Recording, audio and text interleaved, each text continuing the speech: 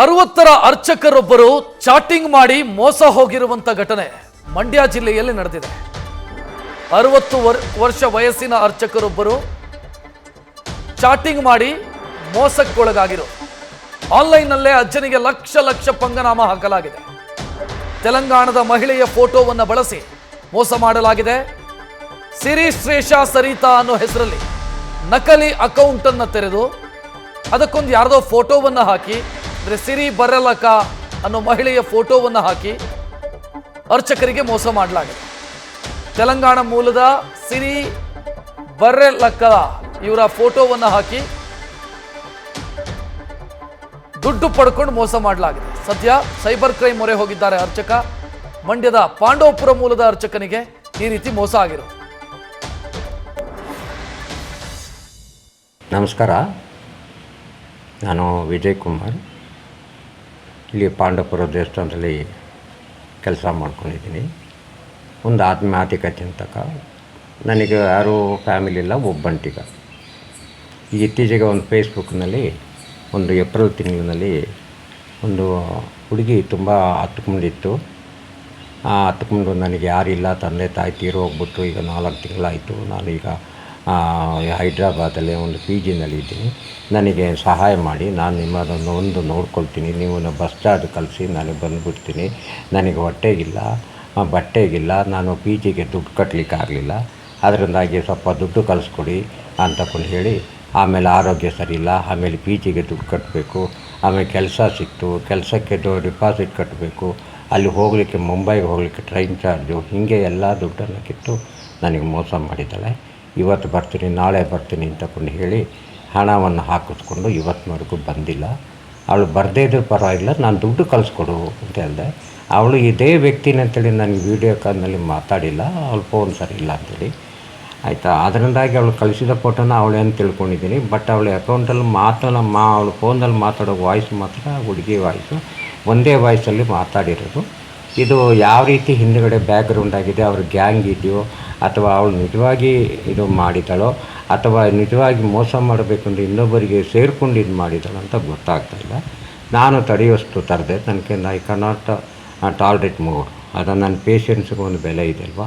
ಅದರಿಂದಾಗಿ ನಾನು police complaint ಕೊಟ್ಟಿದ್ದೀನಿ. ಆಯಿತಾ, ಏನೋ ನ್ಯಾಯ ಸಿಕ್ಕರೆ ಸಿಕ್ಕಲಿ, ಇಲ್ಲ ಅಂತೇಳಿದ್ರೆ ಅವಳಿಗೆ ಒಂದು ಶಿಕ್ಷೆ ಆದರೂ ಆಗಬೇಕು. ಇಂಥವ್ರಿಗೆ ಮಾಡೋರಿಗೆ ಇನ್ನು ಮುಂದಕ್ಕೆ ಒಂದು ದಾರಿ ಆಗಬೇಕು. ಇಂಥವ್ರು ಇನ್ನು ಮುಂದೆ ಮಾಡಬಾರ್ದು. ಈ ಥರ ಮಾಡಿದ್ರೆ ಈ ಥರ ಶಿಕ್ಷೆ ಆಗುತ್ತೆ. ಕಾನೂನು ತುಂಬ ಸ್ಟ್ರಾಂಗ್ ಆಗಿದೆ ಈಗ ಅಂಥೇಳಿ ತಿಳಿಸುವಂತಹ ಬಿಸಿ ಸುದ್ದಿಯನ್ನು ಮುಟ್ಟಿಸ್ಬೇಕು. ಅದ್ರ ಬಗ್ಗೆ ನಾನು ನ್ಯಾಯವಾಗಿ ಕೇಳ್ಕೊಳ್ತಾ ಇದ್ದೀನಿ. ಯಾರಿಗೂ ತೊಂದರೆ ಮಾಡಿಕೊಡುವಂತಹ ನನಗೆ ದುರುದ್ದೇಶ ಅಂತೂ ಖಂಡಿತ ಇಲ್ಲ. ಅದರಿಂದಾಗಿ ನನಗೆ ಮೋಸ ಮಾಡಿದವರಿಗೆ ಅವರಿಗೆ ಶಿಕ್ಷೆ ಆಗಬೇಕು ಅಂತ ನಾನು ಕೇಳ್ಕೊಡೋದಷ್ಟೇ. ಇದನ್ನು ನಾನು ತಿಳಿಸಿದ್ದೀನಿ. ಈ ಬಗ್ಗೆ ಹೆಚ್ಚಿನ ಡೀಟೇಲ್ ನೀಡೋದಕ್ಕೆ ನಮ್ಮ ಪ್ರತಿನಿಧಿ ನಂದೀಶ್ ನೇರ ಸಂಪರ್ಕದಲ್ಲಿ. ನಂದೀಶ್, ಬಹುಶಃ ಸೋಷಿಯಲ್ ಮೀಡಿಯಾವನ್ನು ಯೂಸ್ ಮಾಡುವಂಥ ಹಿರಿಯರಿಗೆ ಎಜುಕೇಟ್ ಮಾಡಬೇಕಾದಂಥ ಅಗತ್ಯ ಇದೆ ಅಂತ ಅನ್ಸುತ್ತೆ. ಯಾಕಂತಂದ್ರೆ ಇದು ಮೊದಲ ಘಟನೆಯೂ ಅಲ್ಲ, ಕೊನೆಯದ್ದು ಕೂಡ ಆಗಿರ್ಲಿಕ್ಕಿಲ್ಲ ಅಂತ ನಾನು ಭಾವಿಸ್ತೀನಿ. ಪದೇ ರಿಪೀಟ್ ಆಗ್ತಾ ಇದೆ ಇಂಥ ಘಟನೆಗಳು. ಖಂಡಿತ ರಕ್ಷತ್, ಆನ್ಲೈನ್ ದೋಖ ನಾವು ಪದೇ ನೋಡಿರ್ತೀವಿ. ಅಂದರೆ ಫೇಕ್ ಅಕೌಂಟ್, ಏನು ಸಾಮಾಜಿಕ ಜಾಲತಾಣ ಆಗಿರ್ಬೋದು, ಫೇಸ್ಬುಕ್ ಆಗಿರ್ಬೋದು, ಇನ್ಸ್ಟಾಗ್ರಾಮ್ ಆಗಿರ್ಬೋದು, ಬೇರೆ ಒಂದು ಆ್ಯಪ್ಗಳನ್ನು ಬಳಸಿ ವಂಚನೆ ಮಾಡುವಂತಹ ಘಟನೆಗಳು ಪದೇ ನಡೆಯುತ್ತೆ. ಇದೀಗ ಅಂಥದ್ದೇ ಘಟನೆ ಮಂಡ್ಯದಲ್ಲೂ ಕೂಡ ನಡೆದಿರುವಂಥದ್ದು. ಅದರಲ್ಲೂ ಕೂಡ 60 ವರ್ಷದ ವೃದ್ಧ ಅರ್ಚಕನೋರ್ವನಿಗೆ ಇದೀಗ ಮೋಸ ಆಗಿರುವಂಥದ್ದು. ಅಂದರೆ ಫೇಕ್ ಅಕೌಂಟನ್ನು ಮಾಡಿ ಆ ಯುವತಿ ಅಂತ ಹೇಳಿ ನಂಬಿಸಿ ಆತನ ಜೊತೆ ಸಲುಗೆಯನ್ನು ಬೆಳೆಸುವಂಥದ್ದು, ಮೆಸೇಜನ್ನು ಮಾಡುವಂಥದ್ದು, ಬಳಿಕ ನಂಬರ್ ಕೂಡ ಎಕ್ಸ್ಚೇಂಜ್ ಆಗಿರುವಂಥದ್ದು. ಅಂದರೆ ನಾನು ನಿಮ್ಮನ್ನು ಮೀಟ್ ಮಾಡಬೇಕು, ಆ ನಿಟ್ಟಿನಲ್ಲಿ ಕರ್ನಾಟಕಕ್ಕೆ ವಾಪಸ್ ಬರ್ತಾ ಇದ್ದೀನಿ, ನಾನು ಹೈದರಾಬಾದ್ನಲ್ಲಿದ್ದೇನೆ, ಆ ನಿಟ್ಟಿನಲ್ಲಿ ಕರ್ನಾಟಕಕ್ಕೆ ಬರ್ತಾ ಇದ್ದೀನಿ, ನನಗೆ ಒಂದಷ್ಟು ಹಣ ಸಹಾಯವನ್ನು ಮಾಡಿ, ನಾನು ಕೆಲಸಕ್ಕೆ ಹೋಗಬೇಕು, ಮತ್ತು ರೂಮಿನ ಬಾಡಿಗೆಯನ್ನು ಕಟ್ಟಬೇಕು, ಈ ರೀತಿ ಹೇಳಿ ಒಂದಷ್ಟು ದುಡ್ಡನ್ನು ಈಗ ಆ ವೃದ್ಧ ಅರ್ಚಕನ, ಅಂದರೆ ಮಂಡ್ಯ ಜಿಲ್ಲೆ ಪಾಂಡವಪುರ ತಾಲೂಕಿನ ಪಟ್ಟ ಸೋಮನಹಳ್ಳಿ ಗ್ರಾಮ ಏನಿದೆ, ಆ ಗ್ರಾಮದ ಅರ್ಚಕ ವಿಜಯ್ ಕುಮಾರ್ ಎಂಬುವವರಿಗೆ ಈ ವಂಚನೆ ಆಗಿರುವಂಥದ್ದು. ಅವರಿಗೆ ಈ ರೀತಿಯ ಮೆಸೇಜನ್ನು ಮಾಡಿ ಏನು ಹಂತವಾಗಿ, ಅಂದರೆ 100,000 ರೂಪಾಯಿ, 500 ರೂಪಾಯಿ, ಹೀಗೆ ಬರೋಬ್ಬರಿ 1,30,000 ಹಣವನ್ನು ಇದೀಗ ಆನ್ಲೈನ್ ಮೂಲಕವೇ, ಅಂದರೆ ಗೂಗಲ್ ಪೇ, ಫೋನ್ ಪೇ ಮೂಲಕ ಇದೀಗ ಹಣವನ್ನು ಹಾಕಿಸ್ಕೊಂಡಿರುವಂಥದ್ದು. ಅದಾದ ಬಳಿಕ ವಂಚನೆಗೆ ಒಳಗಾಗಿರುವುದು ಆ ವ್ಯಕ್ತಿಗೆ ತಿಳಿದಿರುವಂಥದ್ದು. ಆ ನಿಟ್ಟಿನಲ್ಲಿ ಈಗ ಆತ ಏನು ವಂಚನೆಗೆ ಒಳಗಾದಂತಹ ಅರ್ಚಕ ವಿಜಯ್ ಕುಮಾರ್ ಕುಮಾರ್ ಇದೀಗ ಪೊಲೀಸ್ ಠಾಣೆಯ ಮೆಟ್ಟಲ ಏರಿರುವಂಥದ್ದು. ಮಂಡ್ಯದ ಸೈಬರ್ ಕ್ರೈಮ್ ಠಾಣೆ ಇದೆ, ಆ ಒಂದು ಠಾಣೆಗೆ ಹೋಗಿ ದೂರನ್ನು ಕೂಡ ಕೊಟ್ಟಿರುವಂಥದ್ದು. ಅಂದರೆ ನನಗೆ ಇನ್ನು ತೆಲಂಗಾಣ ಮೂಲದ ಒಂದು ಯುವತಿಯ ಫೋಟೋವನ್ನು ಬಳಸಿ ನನಗೆ ವಂಚನೆ ಮಾಡಲಾಗಿದೆ. ಅಂದರೆ ಸರಿತಾ ಶ್ರೇಷ್ಠ ಒಂದು ಫೇಸ್ಬುಕ್ ಅಕೌಂಟನ್ನು ಮಾಡಿದ್ದಾರೆ, ಅದರಿಂದ ನನಗೆ ಮೆಸೇಜ್ ಬಂದಿತ್ತು. ನಾನು ಹುಡುಗಿ ಅಂತ ನಂಬಿದ್ದೆ, ಆ ನಿಟ್ಟಿನಲ್ಲಿ ನಂಬಿ ನಾನು ಆಕೆಗೆ ಹಣವನ್ನು ಹಾಕಿದ್ದೇನೆ. ಆದರೆ ಇದೀಗ ನನಗೆ ಹಣವೂ ಕೂಡ ವಾಪಸ್ ಬರ್ತಾ ಇಲ್ಲ, ಆಕೆ ಮೆಸೇಜನ್ನು ಕೂಡ ಮಾಡ್ತಾ ಇಲ್ಲ ಎಂಬ ಮೂಲಕ ದೂರನ್ನು ಕೊಟ್ಟಿರುವಂಥದ್ದು. ಇದೀಗ ಪೊಲೀಸರ ತನಿಖೆಯಲ್ಲಿ ಇದು ಫೇಕ್ ಅಕೌಂಟನ್ನು ಮಾಡಿ ವಂಚನೆ ಮಾಡಿರುವಂಥದ್ದು ಇದೀಗ ಬಯಲಾಗಿರುವಂಥದ್ದು.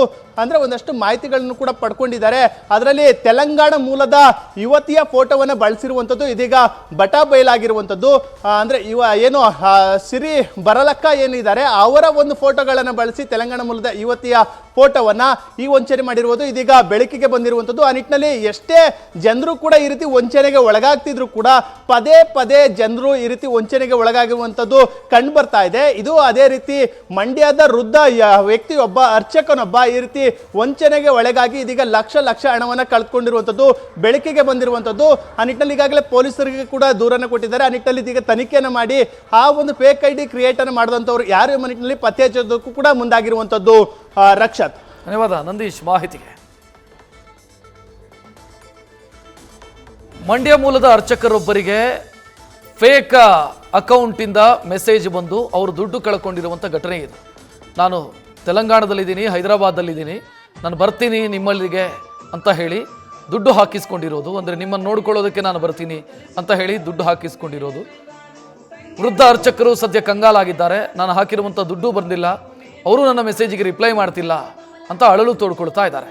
ಇನ್ನು ಅವರು ಮೋಸಗಾರರು ಬಳಸಿರುವಂಥ ಫೋಟೋ ಏನಿದೆ ಅದು ಆಂಧ್ರ ಪ್ರದೇಶದ ಯಾರೋ ಸೋಷಿಯಲ್ ಮೀಡಿಯಾ ಸ್ಟಾರ್ನ ಫೋಟೋವನ್ನು ಬಳಸಿದ್ದಾರೆ. ಇವರಿಗೆ ಅದರ ಬಗ್ಗೆ ಗೊತ್ತೇ ಇಲ್ಲ, ಯಾರೋ ಮೆಸೇಜ್ ಮಾಡಿದ್ರು ನನಗೆ ಅಂತ ಭಾವಿಸಿ ಇವರು ಕೂಡ ದುಡ್ಡು ಹಾಕಿದ್ದಾರೆ. ಸದ್ಯ ದುಡ್ಡು ಕಳ್ಕೊಂಡಂಥ ಅರ್ಚಕ ಕಂಗಾಲಾಗಿದ್ದಾರೆ. ನ್ಯೂಸ್ ಫಸ್ಟ್ ನಿರ್ಭೀತಿಯಿಂದ ನಿಮ್ಮ ಪರವಾಗಿ.